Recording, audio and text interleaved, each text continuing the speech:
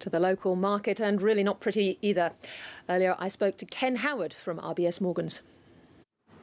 Ken Howard, those November nerves, presumably it was Greece, Italy, Europe worrying your clients today?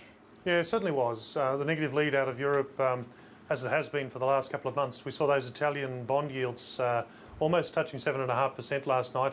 They were down to 5% in August when the European Central Bank was intervening, but 12 weeks on, we're touching new highs as far as yields on Italian 10-year bonds. So clearly European banks are amongst forced sellers pushing out some of that sovereign debt, and European credit markets remain in a degree of stress, and that's no good for global financial markets, and Australian financial markets are no different in this kind of environment.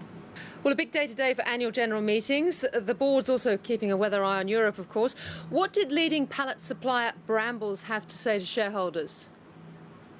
Actually, the Brambles result was a nice positive surprise, maintaining their guidance for pretty strong growth this year. We saw something like 4% revenue growth out of their European markets and 4% revenue growth out of their American markets, which was a nice surprise.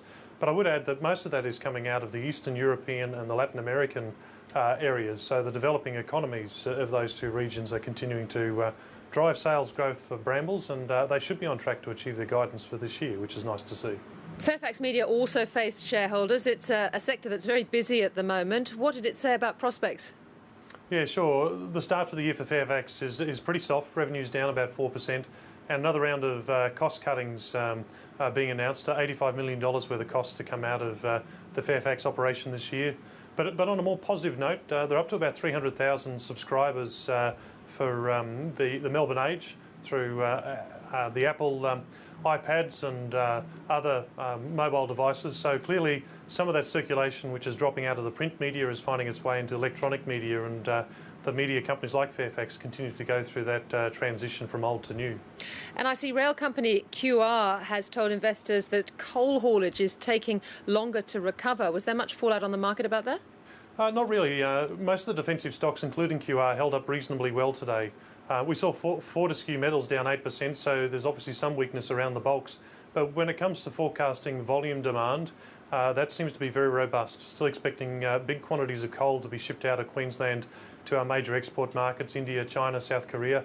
And QR National is giving guidance for an additional 70 million tonnes of capacity to be built on those Queensland coal railway lines. So still plenty of demand there for the volume, even though the outlook for price might be a bit more volatile.